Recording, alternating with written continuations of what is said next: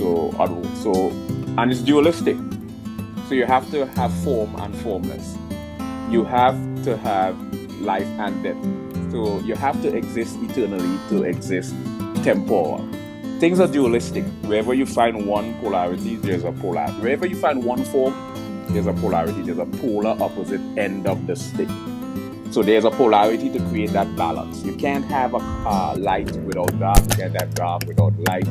So polarities are really contingent on each other. Right? So if we die, then we live. There's an aspect of us that has to live eternally because there's an aspect of us that's temporal. That's a whole deep philosophical question that requires all the subject.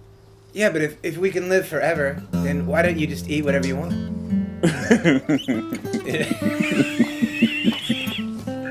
I have no idea. Well, you've never had a Twix bar before? I had Twix bar. I love Snickers.